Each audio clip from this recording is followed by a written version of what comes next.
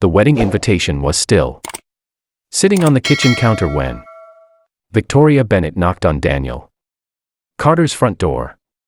She was supposed to be walking down an aisle. Instead, she stood on his porch in a soaked white dress, her makeup streaked by rain and tears, staring at the single father who had no idea why. The most powerful woman in the city had just canceled her wedding and come to his house. Daniel opened the door halfway. Victoria. She tried to speak, but her voice broke. I'm sorry. Daniel glanced behind her. There was no limousine. No security team. No assistant carrying an umbrella. Just Victoria, barefoot, trembling, and crying like a woman who had finally run out of strength. Are you okay? She shook her head. No. Then she whispered the words that would change both their lives. I couldn't fake loving him anymore. Daniel's heart sank. Who? My fiancé. For several seconds, neither of them moved. Then Victoria looked past him into the modest house. Can I come in?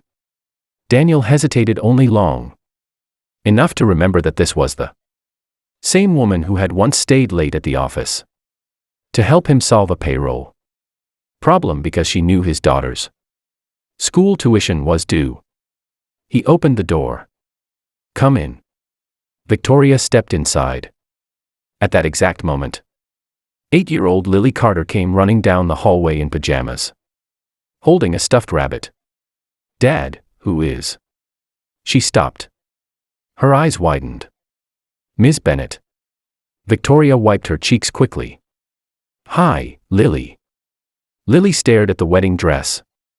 Are you getting married? Victoria looked at Daniel. Then at the little girl. No. Her voice cracked. I was. Daniel closed the door behind her. 3 hours earlier, Victoria Bennett had been standing in front of 200 guests inside one of the most expensive hotels in the city. Everything was perfect. The flowers were white roses. The orchestra was playing softly. The champagne glasses were sparkling. Her fiancé, Richard Hale, stood beside her in an expensive black tuxedo, smiling confidently at their guests. Richard was handsome, wealthy, charming, and exactly the kind of man Victoria's mother had always believed she should marry. But Victoria couldn't breathe. She stared at the aisle, at the flowers, at the men waiting for her. And suddenly, all she could think about was Daniel Carter. Not romantically. Not at first. She remembered Daniel staying after work to help a young employee whose mother had been hospitalized. She remembered him quietly, paying for another employee's groceries when he learned she was struggling. She remembered the way he spoke to Lily every night, asking about her day as if nothing in the world mattered more. And she remembered something else. 3 weeks earlier, Victoria had walked into the company cafeteria and found Daniel giving his lunch to an elderly janitor. What are you eating? She had asked. I'll grab something later. You said that yesterday. Daniel had smiled. He needed it more. She had never forgotten that. Because Daniel had something money couldn't buy. He cared when nobody was watching. Victoria looked at Richard, then at the hundreds of people waiting, and realized she had spent years building a perfect life for everyone, except herself. The minister began speaking. Victoria, do you take Richard? No. The room went silent. Richard turned toward her. What? Victoria took a shaky breath. I'm sorry. His face hardened. You're embarrassing me. No, she said quietly. I'm finally being honest. Her mother stood up. Victoria. But Victoria continued. I don't love you. Richard stared at her. You're confused. No. You're nervous. No.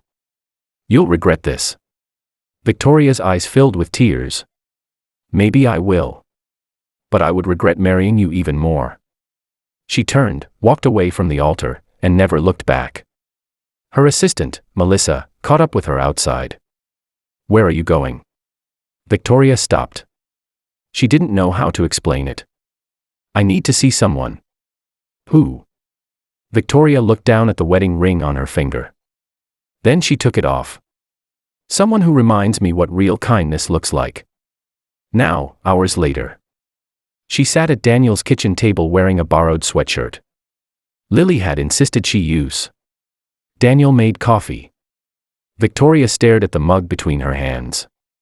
I know how this looks. Daniel sat across from her. It looks like you canceled your wedding. I did. And came to my house. I did that too. Why?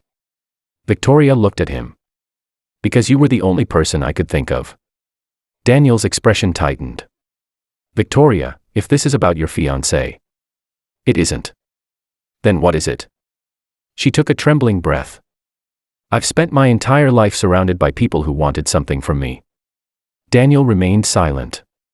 My family wanted me to marry someone powerful. Investors wanted me to make more money. Employees wanted me to solve every problem. Everyone wanted something. Her voice became softer. But you never wanted anything. Daniel frowned. I work for you. Exactly. She gave a sad smile. You could have used your position. You could have asked for favors. You could have tried to become important because you knew I trusted you. She shook her head. But you never did. Daniel looked down. I just did what I thought was right. I know. Victoria's eyes filled again. That's why I came here. Lily had been listening from the hallway. She slowly walked into the kitchen.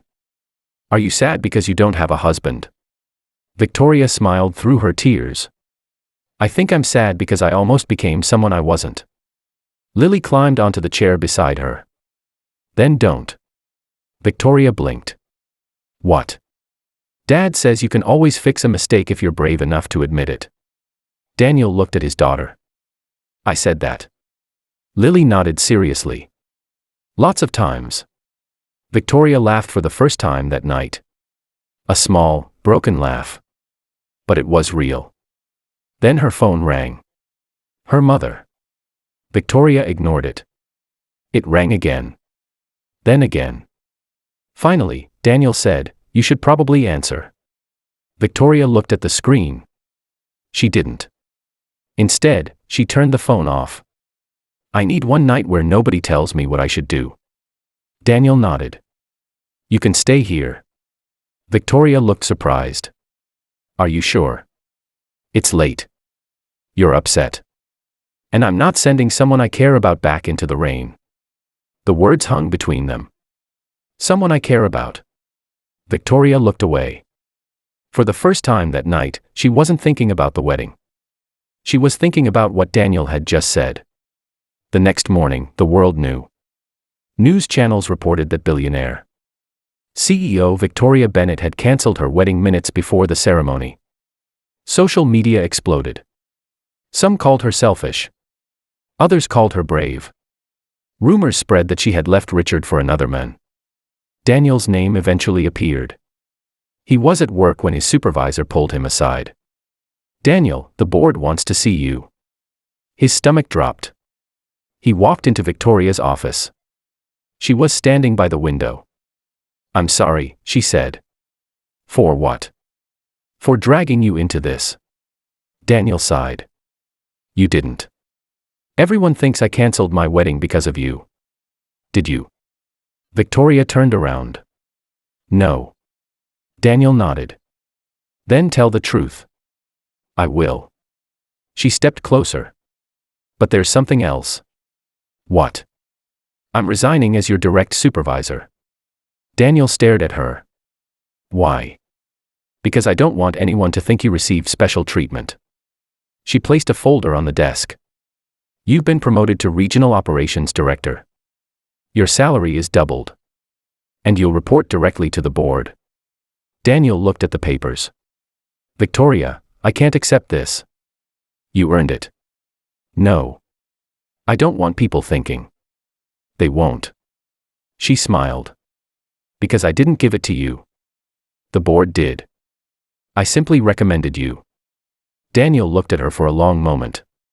You really canceled your wedding? Yes. Do you regret it? Victoria thought about the flowers. The music. Richard. Her mother. Then she remembered Lily telling her, don't. No. Months passed. Victoria rebuilt her life. She apologized to the employees she had neglected.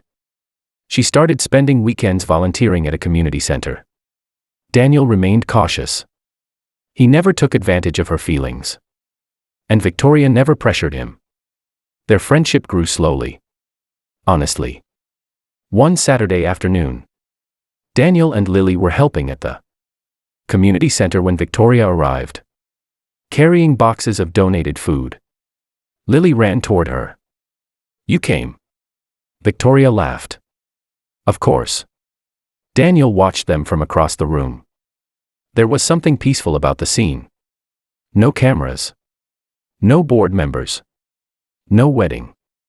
Just 3 people standing in a crowded room, helping strangers. Later, Victoria found Daniel outside. Thank you, she said. For what? For opening your door that night. Daniel smiled. You were crying on my porch. What else was I supposed to do? Victoria looked at him. You could have closed it.